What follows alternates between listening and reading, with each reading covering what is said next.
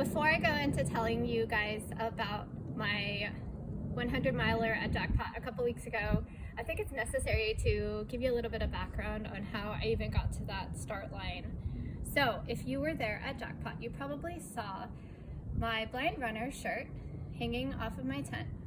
On the back, it says, "What lies behind you, what lies in front of you are tiny matters to what lies within you."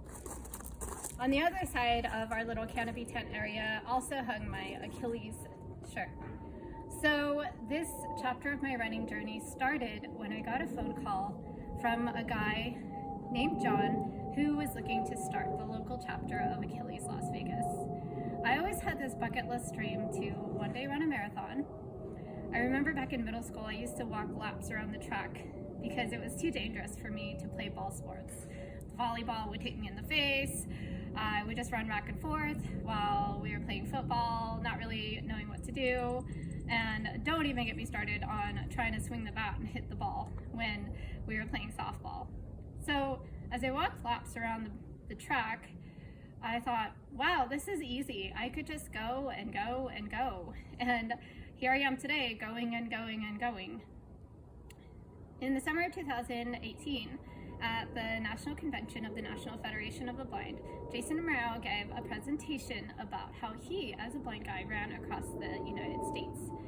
Then I had my friend Becky Andrews come to speak at our state convention when I was serving as the president of the National Federation of the Blind of Nevada in the fall, and she talked about her journey and how she found running. So, as you can tell, I was really itching to run. I heard about a group called Achilles. The Las Vegas Rock and Roll Marathon was the same weekend of our state convention, and I was feeling FOMO real bad. So John calls me and he says, "Hey, my name's John. I'm looking for blind runners. I heard about it. I'm looking to start Achilles Las Vegas." So I jumped at the chance. I met up with him at a local park because he could have been some crazy guy. So that first day we walked/ran 2 miles. John asked me what my running goal was. I said, I want to run a marathon. In his head, he was thinking, please don't say rock and roll, please don't say rock and roll. And I said, I want to run the Las Vegas Rock and Roll Marathon. So we jumped in with both feet and started Achilles together. Since then, Achilles has grown to be an incredible community, supported by so many local race companies like Triple Dare. I'm wearing their hat here today because I have to protect my face from the sun. And after that first marathon, less than a year later, I ran the St. George Marathon. And a few months after that, I figured, why not run a 50K? It's only a couple miles more, 31 miles, why not? So I ran the Beyond Limits Jackpot Ultra Running Festival. This was the shirt I had made for that event. I had a shirt like this made for myself and all of my guides. Their shirt said guide on the bottom. And it has on the front, for my blind friends watching this video, it says raising expectations in the shape of an arch, kind of like the start line and finish line at a race, with the 3 logos of the organizations that I so passionately support: the National Federation of the Blind, Achilles Las Vegas, and Beyond Limits Running, who launched me into ultra running. So that was in February of 2020. And then we all know what happened. The world shut down, everything shut down, and nothing happened. But my friends and I had already gotten excited and signed up for the Nanny Goat 24-hour race, which was supposed to have been held in May of 2020. Since that wasn't happening, we decided to put our own 24-hour race in my neighborhood, and we called it the Monkey Goat because we were just monkeying around.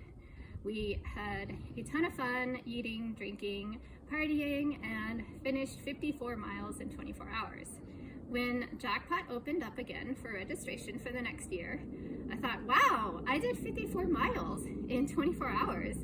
I think I could sign up for a 100-miler.